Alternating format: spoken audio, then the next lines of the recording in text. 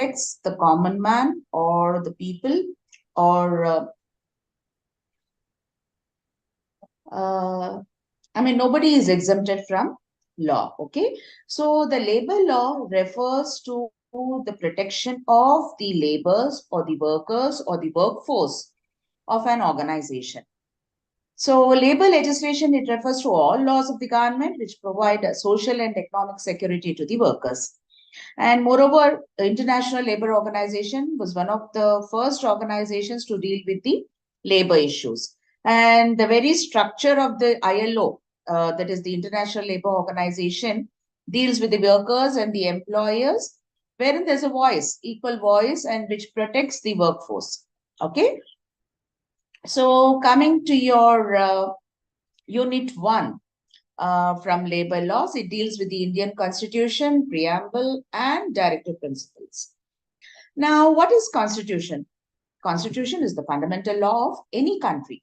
So what we can say is it is the Constitution which defines the governance of any country, the rights and duties of the citizens, and it is a document which has the supreme power over all the states. Okay. And each state or country has a constitution, and the government always works according to the constitution. And we have to say that whatever the constitution says, every citizen of India should be following that. Okay. So those are nothing but the rules of law which will try to protect the state, the country, and every citizen living in that particular state. Okay. Now, we should also know the meaning of a preamble. A preamble is an introductory statement in a document that explains the philosophy and the objectives. So when we are talking about the Constitution, it presents the intention, it presents the history, it presents the core values and the principles of the nation. Okay. So we'll see the meaning of Constitution. It means a document having a special legal sanctity which sets out the framework and principal functions of the government. So the constitution of a country gives an idea, that is the basic framework and the political structure, like what and how the people are to be governed. And it can be termed as the fundamental law because it represents and it reflects the people's faith and aspirations. So we have few definitions. The definition given by Aristotle: Constitution as the way in which citizens or the component parts of the state are arranged in relation to one another. Okay, so it is the component and it shows the relationship between one another. Okay, and we can also say that Constitution is the fundamental law. It is the law of the land which should be followed by everyone. Okay, and generally the Constitution can be written or written unwritten, and it may be rigid or flexible. And it deals with the composition and the power of the government. It deals with the rights of the citizens, and it also deals with the relationship between the governments and the governed. And Constitution is the supreme law that must be followed. Everybody should follow the Constitution. Okay. Coming to the Indian Constitution and the objectives and the salient features. Now, the objectives of the Constitution are outlined in the objective resolution moved by our Pandit Jawaharlal Nehru and adopted by the Constitution Assembly on January 22nd, 1947. So, what are the main principles outlined in the revolution? Resolve to proclaim India as an independent, sovereign republic, and also to establish a democratic union with an equal level of self-government for all the parts of, that is all the constituent parts, and all power and authority of the union government and the governments of the constituent parts derived from the people, and to guarantee and secure all the people of India with equal justice, social, economic, and political freedom. Freedom of thoughts, freedom of expression, freedom of belief, and also to safeguard the minorities and the backwards and the tribal areas, depressed and oppressed backward classes, and maintain integrity of the territory of the Republic and its sovereign rights on land, sea, and air, according to the justice and the law of civilized nations. And also to secure for India its rightful and honored place in the world.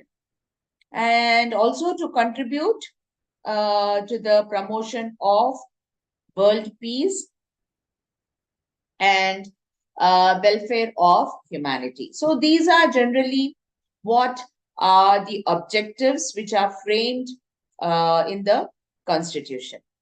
So what are the salient features? So the Constitution originally it consists of 395 articles. Now it has been enhanced to 444 articles. It is divided into 25 parts and 12 schedules. And the salient features of our Constitution, it is the bulkiest constitution of the world. And as I already said, it is rigidity and flexibility. In few issues, we are very rigid, we don't change. Whereas in few cases, we are very flexible. So that is why 395 to 444 articles, we can see where we have been flexible in adding more number of features. And parliamentary system of the government, we have a parliament which governs the nation, and it is a federal system, and it is based on unbiased or unitary bias. And we have the fundamental rights, fundamental duties, and we also have the directive principles of the state policy. India is a secular state which does not follow any religion, independent judiciary. We have a judiciary system where, in the eyes of law, everybody is equal, and people are the source of authority. And we have emergency powers, adult franchise, single citizenship. Okay, so there are so many features which actually govern the Indian Constitution. Okay, so you can see the breakup here where we have the judiciary, fundamental rights, fundamental duties, and where the Constitution is separate. There's a structure separate for the central and the state government policies. And we have a codification of the details regarding the center-state relations so that the conflicts can be eliminated. So all these frame the basic features of the directive principles and the fundamental rights, which are more relevant to understand, okay, about the Constitution. Now, coming to the detailed meaning, what is a preamble? It is an introductory statement in a document that explains the document's philosophy and objectives. So, it consists of, if we read the preamble, we, the people of India, having solemnly resolved to constitute India into a sovereign, socialist, secular, democratic, and republic, and to secure all its citizens the justice which comes to social, economic, and political justice, liberty of thought, expression, belief, faiths, and worship, equality of the status, and fraternity, which gives you the dignity. Yeah, you can live dignified. Okay. In a Constituent Assembly, with this 26th day of November 1949, we do at this moment adopt and enact ourselves this Constitution. So, our Constitution declares India as a sovereign, socialist, secular, democratic, and republican authority. Now, what do you mean by sovereign? Okay, India is internally and externally free. It is not dependent on any other outside body or authority. We are free to take our decisions, okay? And though we are members in so many organizations, and whatever decisions we are taking will be at par in maintaining good relations, harmonious relations with those bodies.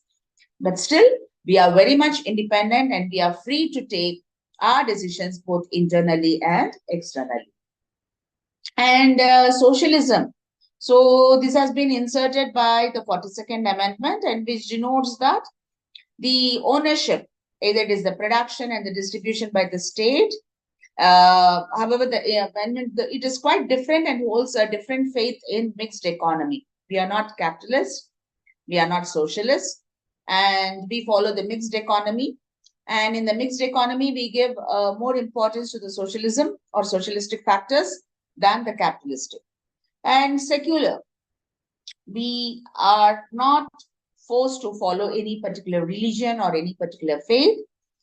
Secularism means that India is not having any particular state religion of its own, and it has its own.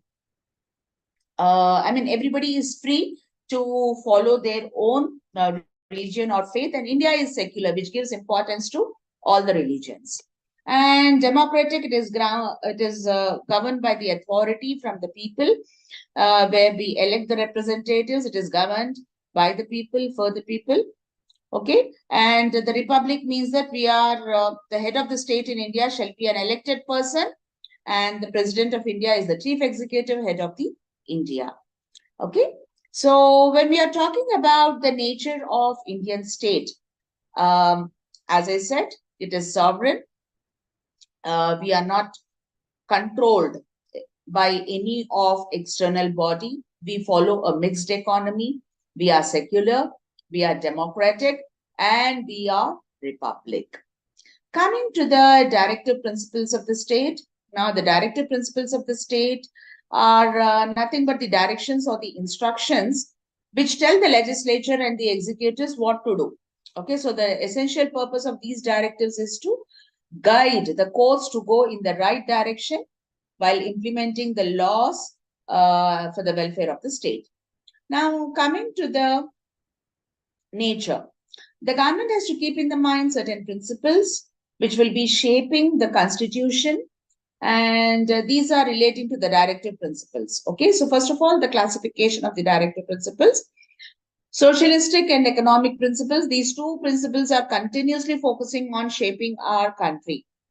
Okay, so Article 38(1) provides that the state shall promote the welfare of the people by securing and protecting it from any social order coming to the justice or social or economic or political, anything, any kind of justice to be provided, and provide adequate livelihood, and regardless the gender bias, whether men or women equally, distribution of resources, equal payment to the equal for the equal work, and full employment, workers' participation in the management, protection of the children against exploitation, compulsory education. Okay, and we have the equal opportunities and the equal status to all, public health importance, safeguarding the environment, wildlife, and the forest, and also the common civil code for all. Everybody is equal in the eyes of law. Coming to the Gandhian principle, the principles followed by Mahatma Gandhi during his lifetime were covered in Article 40, 43, 47, and 48. So what are they? Implement self-governance. Gandhi also encouraged village panchayats, use of power and authority. And Mahatma Gandhi also encouraged cottage industries. And he also said that these should be followed by following the cooperative principles or cooperative basis.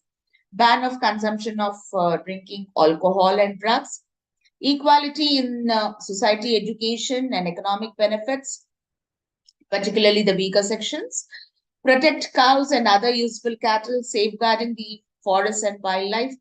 Protect and preserve the maintenance of the national historical importances, and the judiciary from the executive. Distinguish or distinct the judiciary from the executive. So those whose, in a way, the Mahatma Gandhi's principles were infused into these articles. And international principles which encourage the global harmony and global security, good relations between the nations, and also the international laws and agreements respecting them, and also to settle the international disputes by arbitration.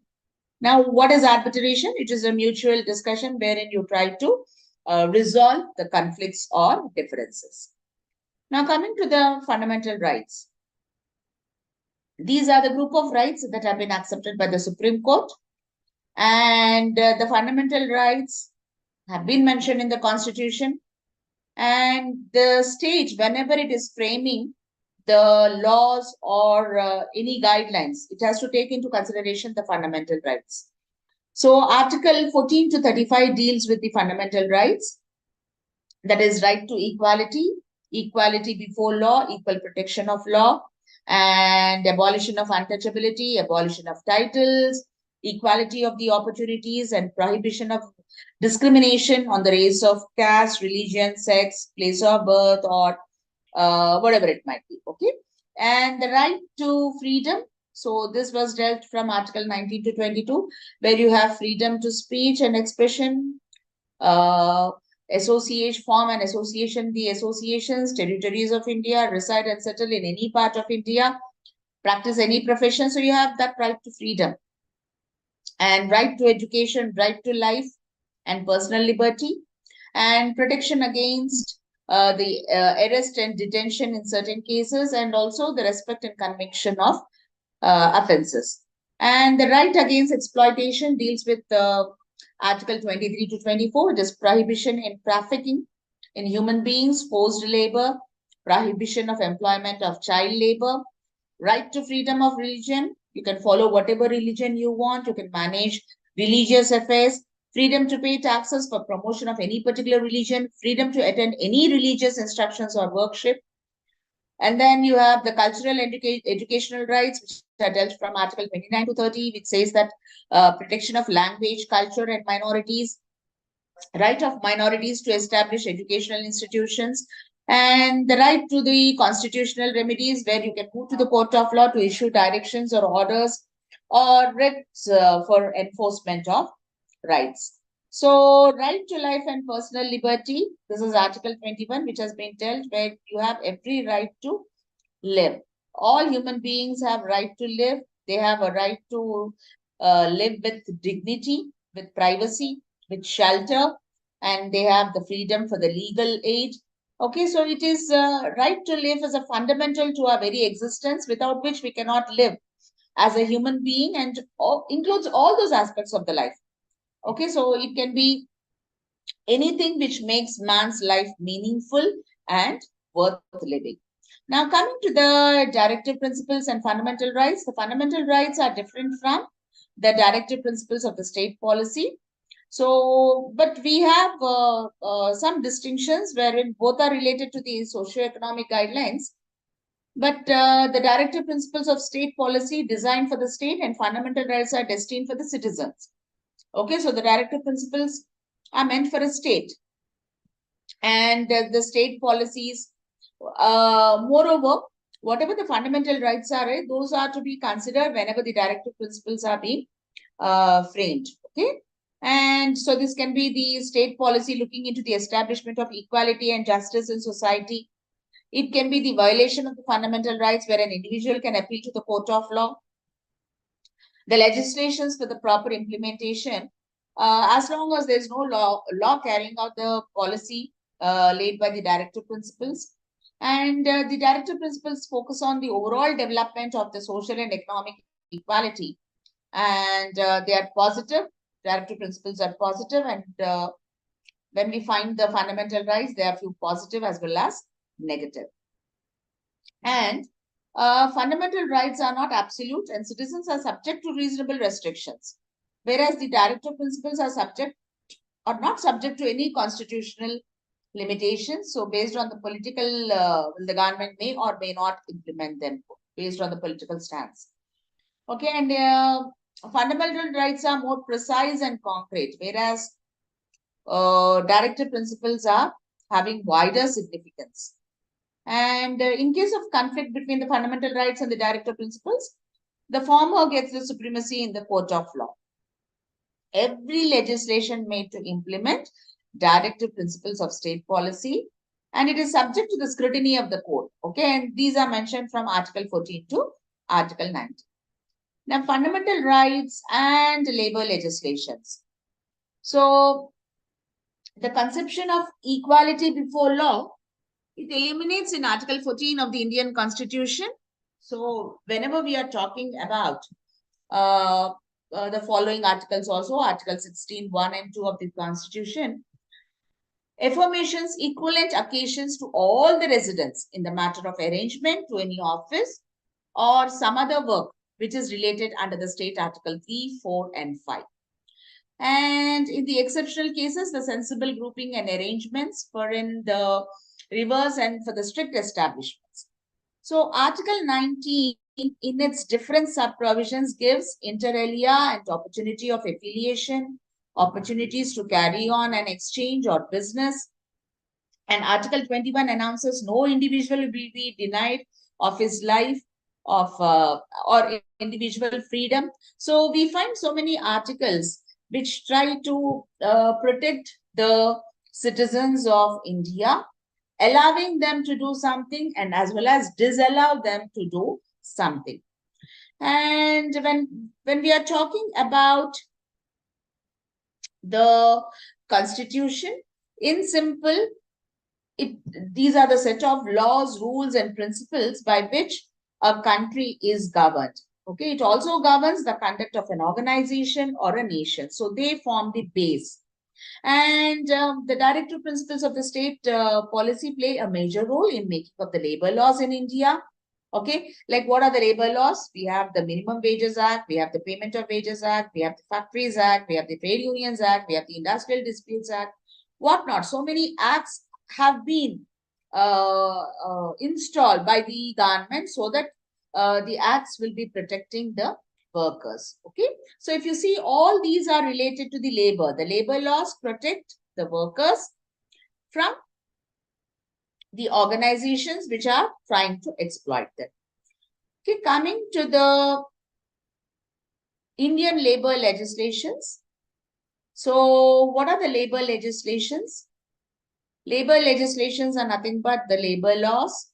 Okay, so the labor laws, they play a very critical and crucial role in the corporate area. So why do they do? Labor laws guarantee that businesses are respected for their ability and they're also compensated accordingly.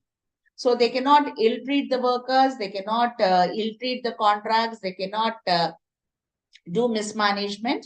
So there are rules and regulations which govern the companies, as well as there are laws which protect the workers or the employees of the workforce of a factory or an organization. Okay, so the labor laws work for both employees and employer, so ensuring successful working relationships. So when I'm saying labor laws has a three-tier, I mean, in any organization, they have a three-tier relationship. That is the relationship between workers and workers, the relationship between employers and employees, and the relationship between employers and the government.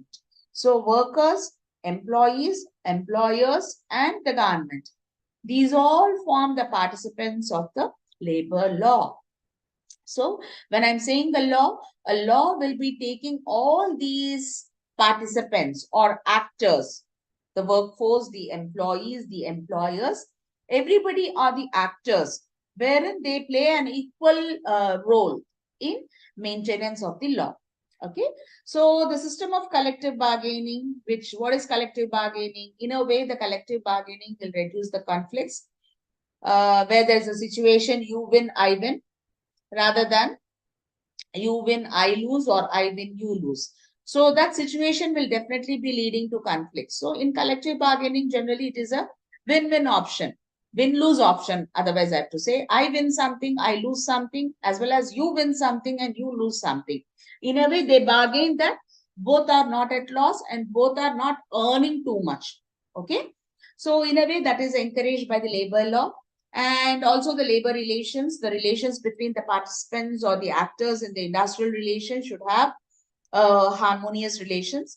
And there are various labor laws which actually protect and they govern, they give the guidance, they frame the rules, and in a way they guide the performance of the employer, employee, as well as the whole organization.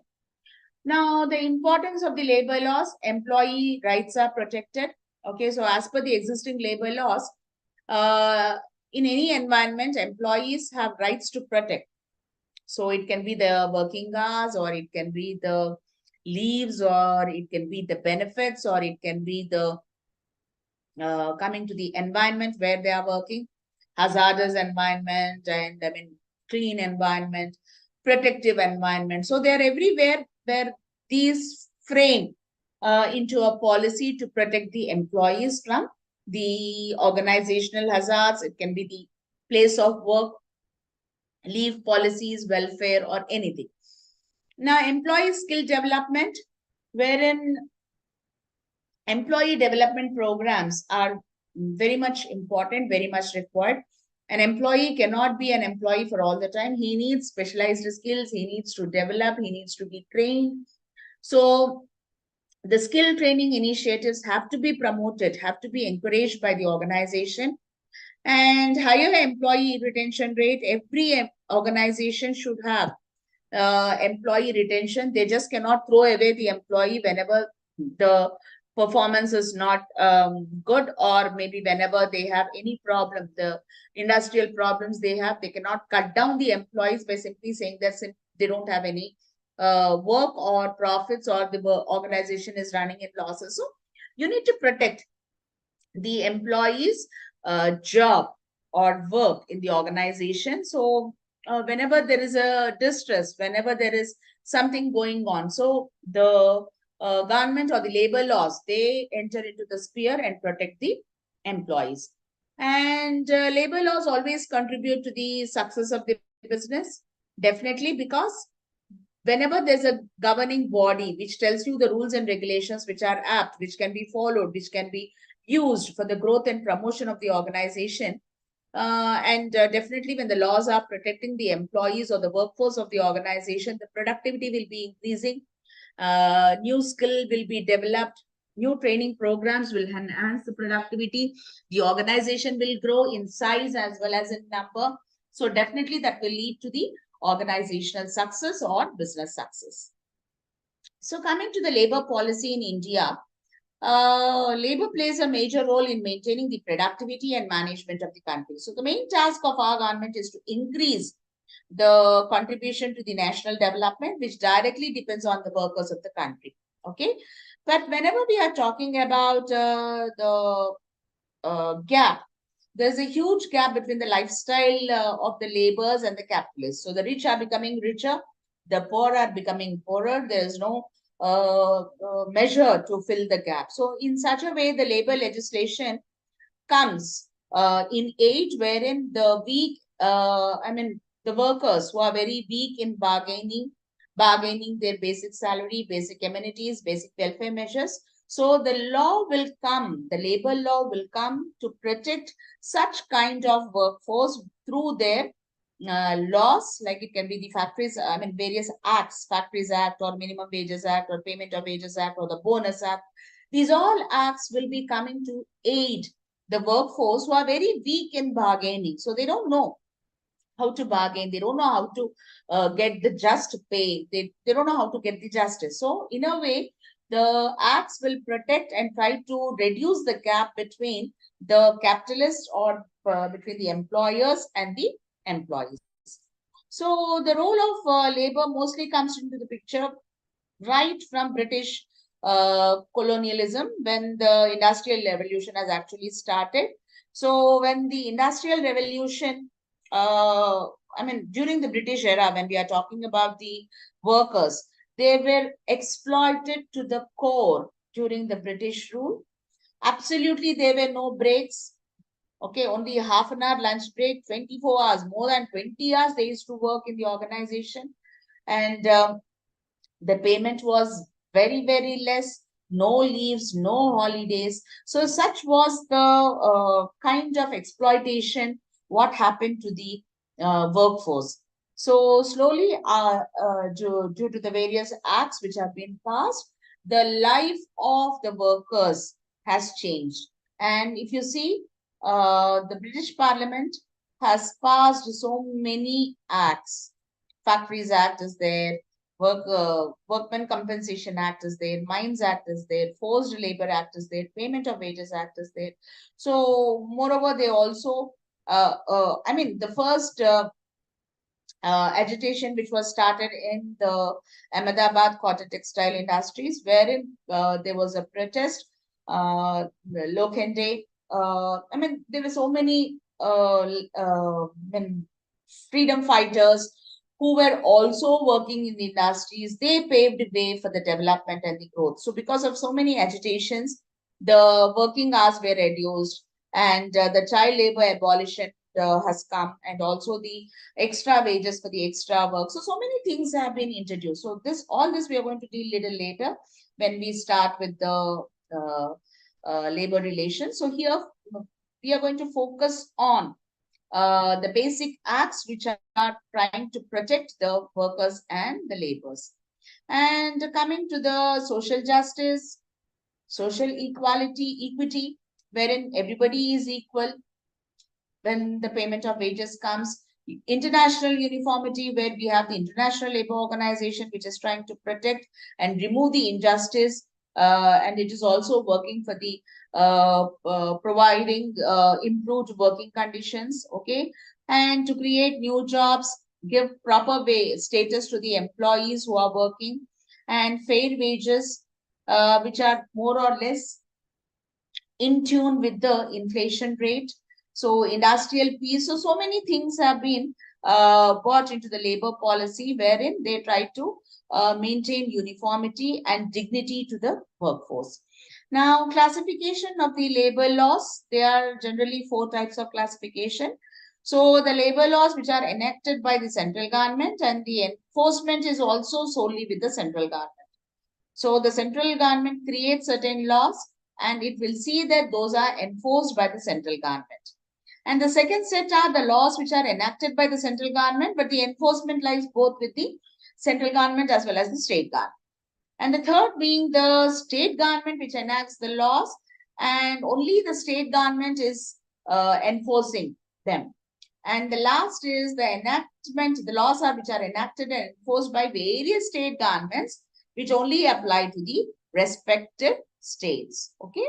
So it can be the laws dealing with the industrial relations or remuneration, social security, or it can be dealing with the welfare, or the welfare such as holidays, working places, or it can be relating to the gender equality or women empowerment, or it can be the prohibition of the social evils like bonded labor, child labor, or it can be dealing with the employment and training of the employees. So these are the classification which shows you the enactment and enforcement.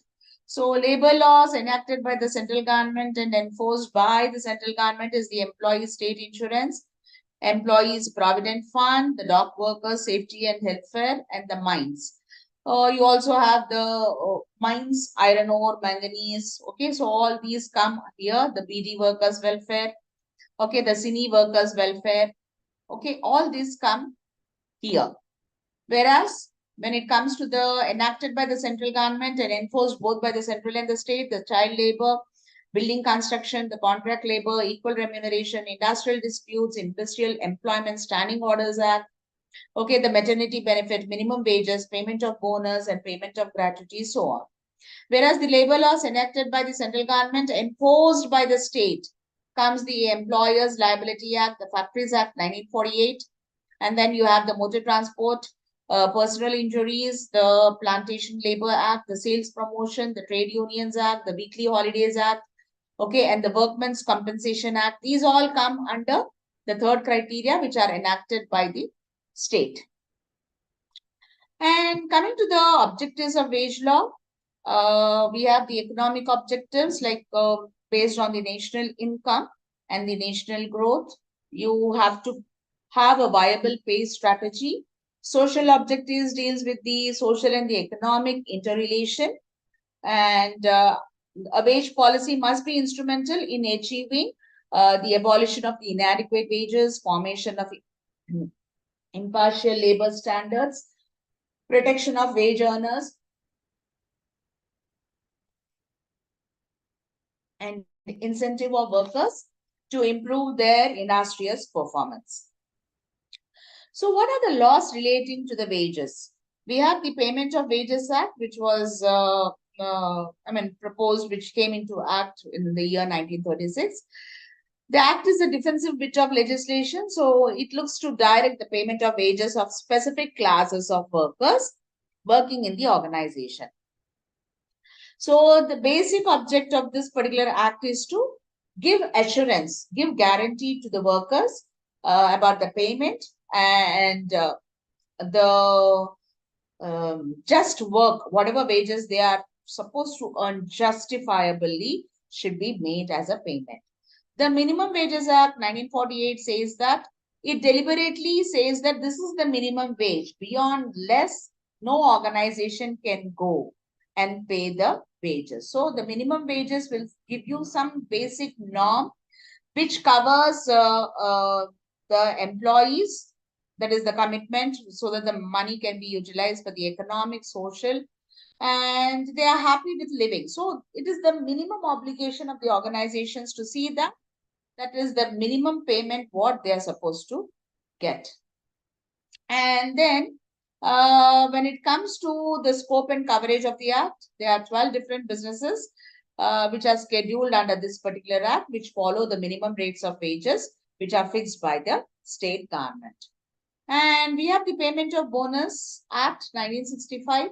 So what does this act say? The payment of bonus is nothing but annual bonus. The bonus is nothing but the share of the profits of the company which are being given to the workers.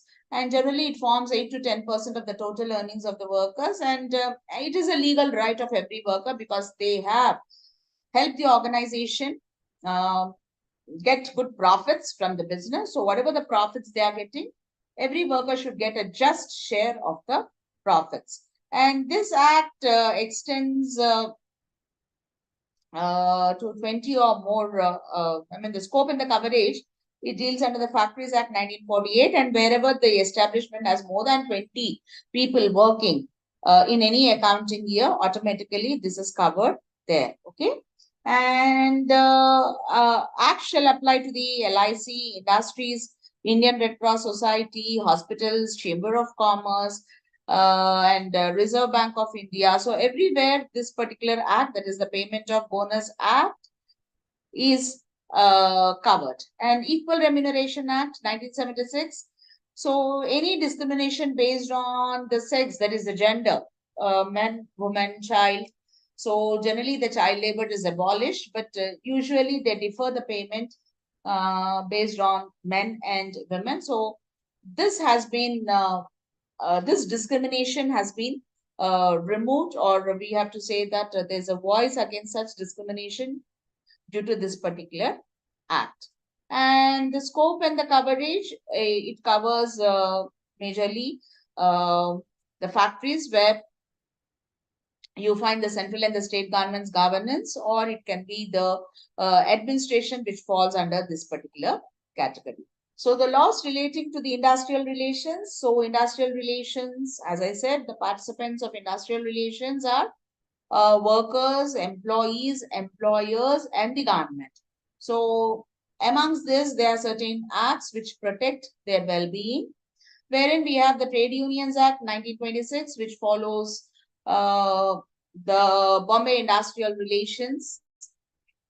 So the Bombay mills, we have to say that these are the first mills where the agitation has started to protect the interest of the employees. So the Trade Unions Act has seen that it is preventing the unfair labor practices or prevention of the unfair trade practices.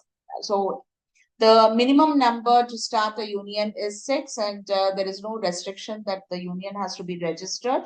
And moreover, the benefits are good if it is a registered trade union. And also, there's no restriction in the number of trade unions in a factory. They can be 2, 3, 4, depending upon the workers. They can have so many trade unions. The only thing is that the more number of trade unions are there, the bargaining power will be weakened because there is no harmony between different set of trade unions. So, but generally the trade unions, they act for the benefit of the workers who are the members of that particular union.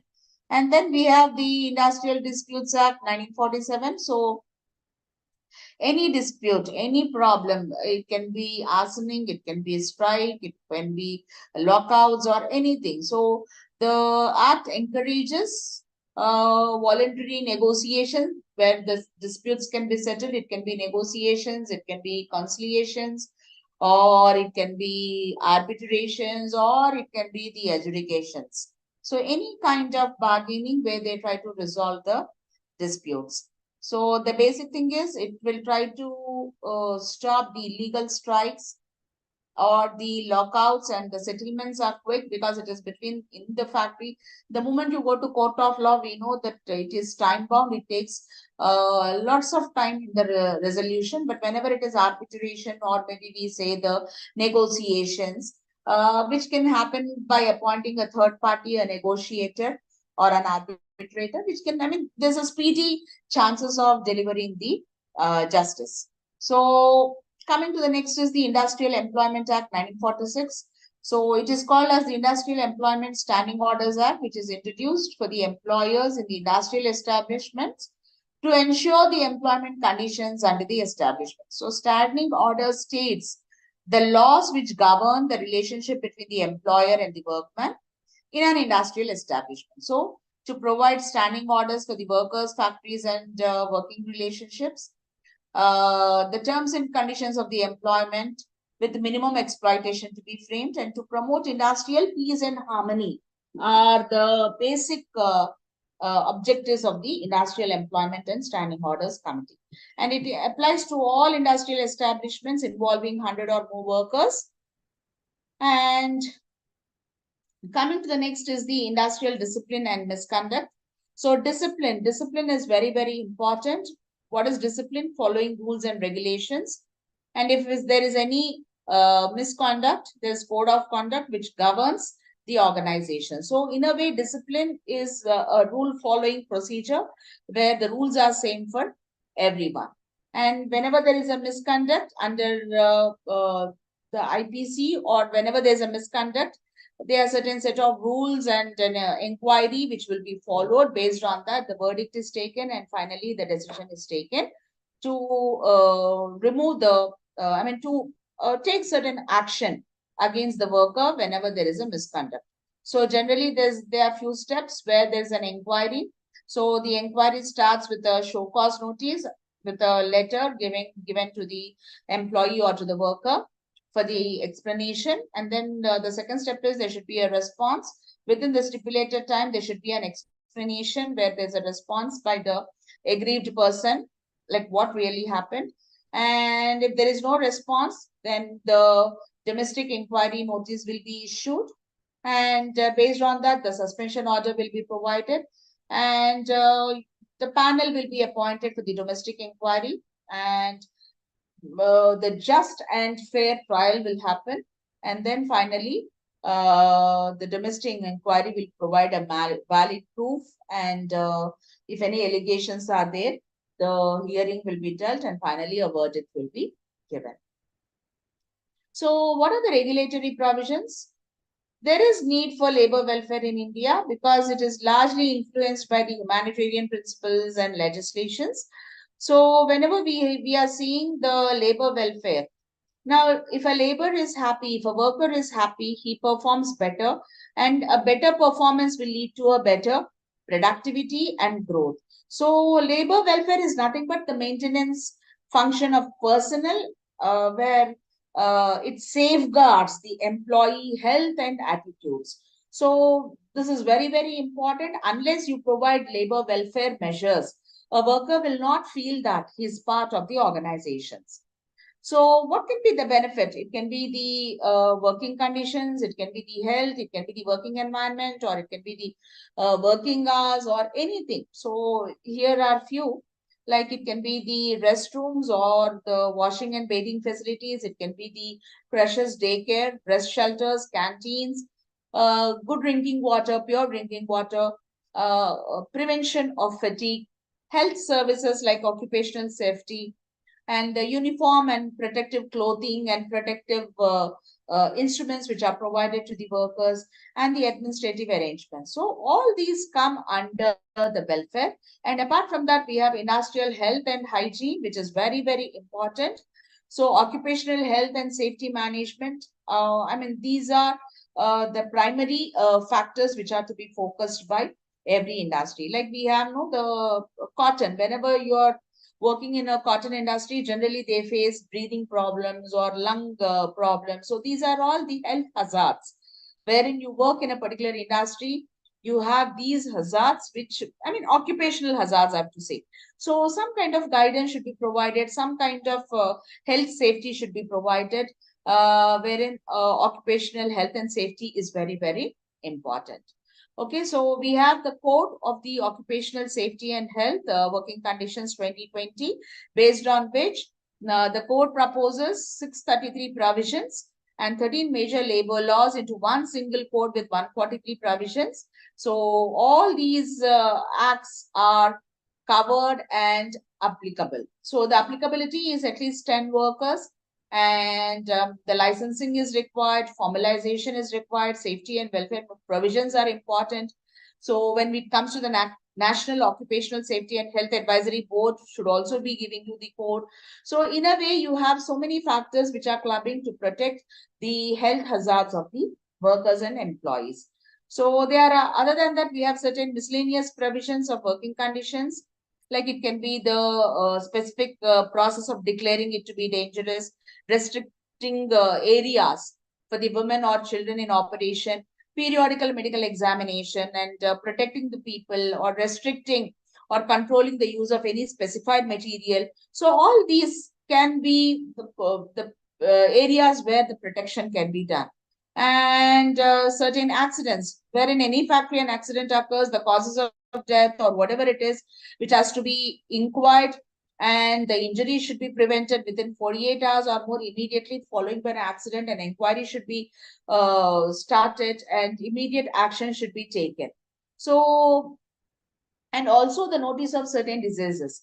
As per the Factories Act, it is the obligation of the organization to give, sorry, to give notice of diseases while they are working in the factory or in the organization. So these are mandates so that you make the worker or the employee aware about the various diseases or health hazards which he or she is going to incur while working. So there are recent amendments in proposed to the labor law, like the code on wages and the code on social security, as well as the code on occupational safety, health and working conditions, and the industrial relations code. So these are the various amendments which have been put before by the parliament, and it has received approval in 2019, and it has also received an approval from the president in 2020. So the labor laws reforms, they cover most of the labor laws applied to all the establishments, retrenchment laws if the hiring is more than 100, labor enforcement, and protecting the contract labors, the registration of the several trade unions and the code, and simplification and updation and delegation. So we have so many acts. The Code of Wages Act is there, wherein the Code of Social Security, what all I told, they have been improving by adding more number of features and factors to protect the governance and the performance of the particular act. So if you see, there's a definition of wages, there are separate workers and employee remuneration is there, minimum wages protection is there. Social security covers the employment exchange, payment of gratuity, maternity benefit. And we also have the health, wherein it takes the occupational health and the working conditions. The industrial relations code says that the wage threshold has to be increased to 18,000. And also the various acts, industrial employment standing orders or the industrial disputes, all these work in collaboration with each other in protecting the interests.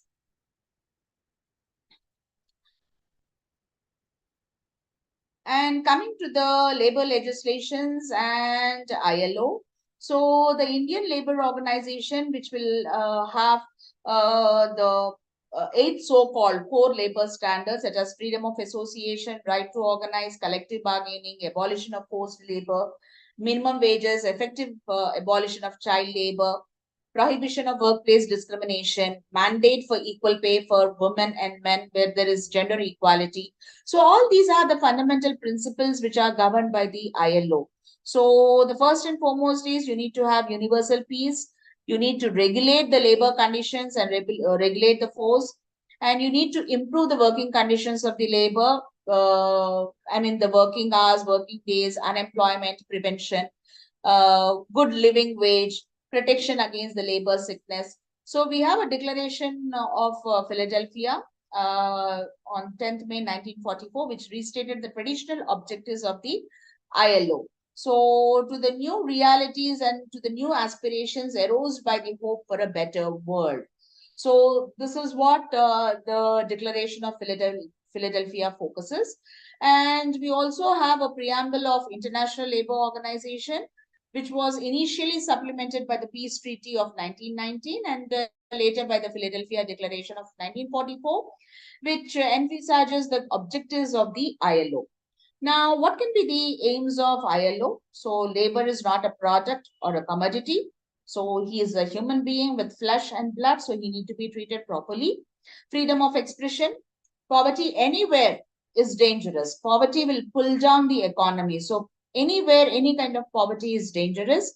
And the war against want requires to be carried out, and the continuous and concentrated international effort should be there, in which the representatives of the workers and the employers employing the government representatives should join and discuss the democratic decisions. So what are the objectives of ILO? To set and promote standards and fundamental principles right at work, create greater opportunities for women and men for the decent employment and income. So enhance the coverage and effectiveness of social protections for all, strengthen the tripartism and the social dialogue. Tripartism, as I said, the participants, uh, workers, employees, employers, and government. So the triparty should be discussing every possible issue and reduce the discrimination. Formulate for the international policies, creation of international labor standards. You should have extensive programs for the international technical cooperations and training and education and research activities to help advance all of these efforts. And you should also have adequate protection for the life and health of workers in all the occupations, and also provision for child welfare and maternity protection. Now, coming to the International Labour Code. So the body of conventions and the recommendations adopted by the International Labour Conference constitutes the International Labour Code. So whatever has been discussed, it has been framed into an International Labour Code, and it is being adopted by many conventions and recommendations based on the changing labor environment. So it is not rigid environment, it is flexible. The labor environment will be changing. So whatever the changes are there, those will be covered under the International Labour Code. So it can be the basic human rights, it can be the labor administration and industrial relations, employment policy and human resource development. It can be the general conditions of the employment or employment of children, young persons and women, industrial safety. Okay, it can be the indigenous and tribal population migrants.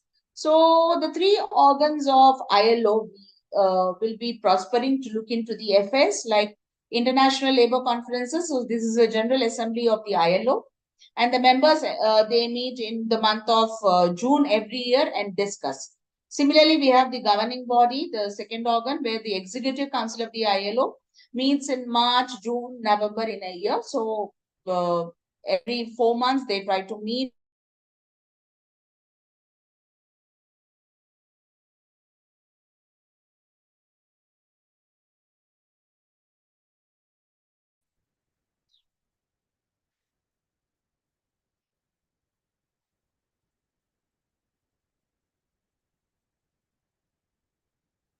International Labour Office, and it is a permanent secretariat, works throughout the year. Coming to the International Labour Conference, this started, except for the interruption due to the Second World War, the conference was not interrupted, and there was a continuous recommendations and conventions which were taken into criteria for the betterment of the labor. We have a governing body of the ILO. It is the executive wing of the organizations, and it is also a tri-party. And since 1922, India has been holding a non-elective seat on the governing body as one of the 10 countries of the chief industrial importance. So Indian employers and workers representatives have elected as members of the governing body from time to time. So in a way, the body will be there, and we have so many people. We have the Atul Chatterjee and we have Sri Shamal Dali.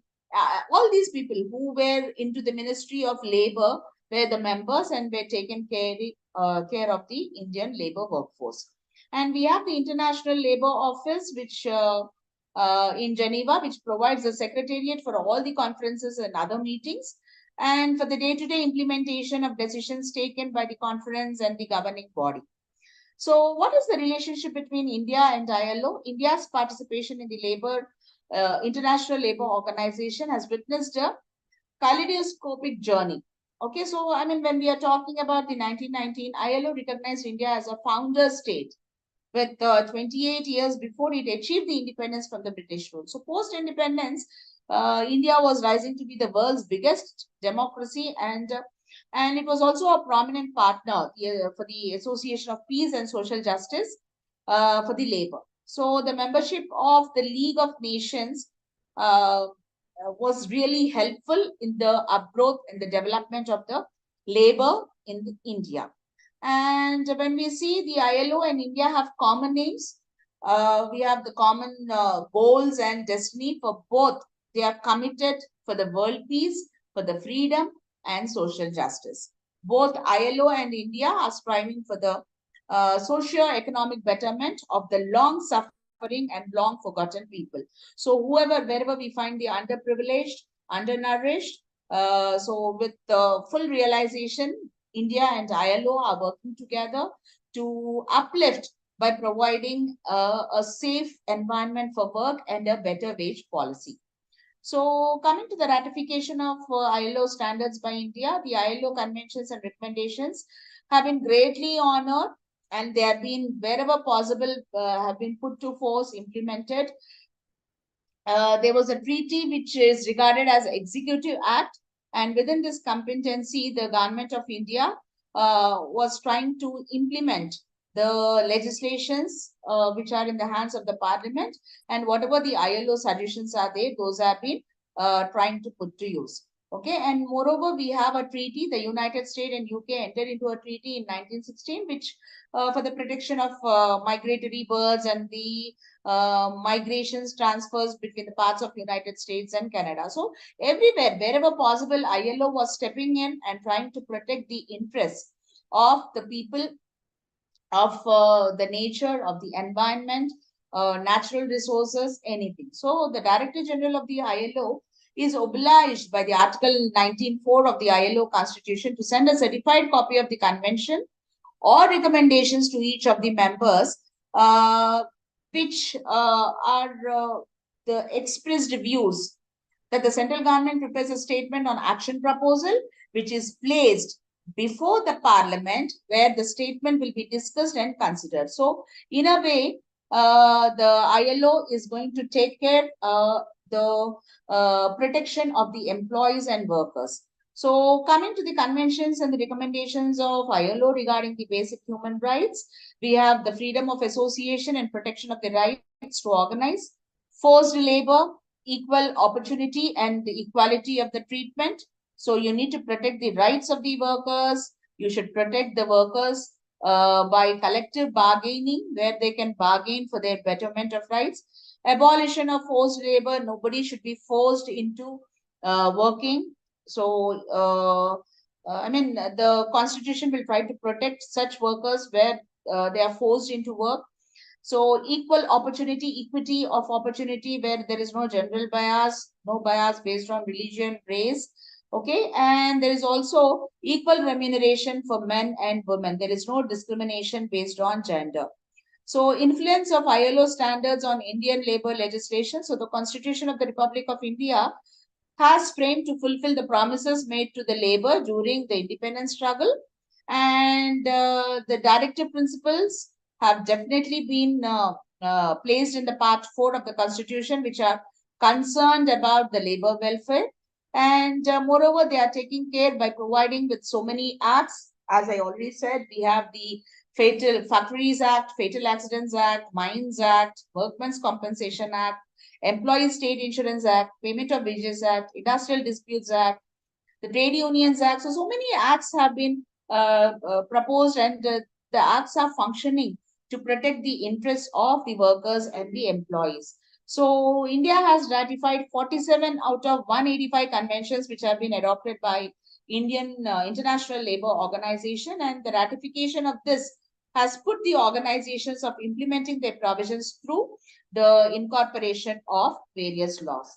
So the role of ILO in the labor management relations, it plays a very significant role throughout the world by passing so many conventions and recommendations. It is taking care that the universal labor are being treated properly and appropriately. So the goals to establish international labor standards, collect and distribute information on labor and industrial condition, and also provide technical assistance wherein it can govern. So many, when it comes to India, there's an 8 core fundamental ILO's conventions which are being implemented wherein to protect the workforce by providing the equal stature opportunities by ILO. So ILO conventions are ratified by India. So these are the ratification tables where we can see every minimum factor has been considered and ratified by ILO. So there are difficulties in adoption, but still we see that ILO as a nodal agency is coming to aid various countries in the implementation of their ILO standards. Okay, so with this we complete the basic part. So we'll continue in the next session with the other points.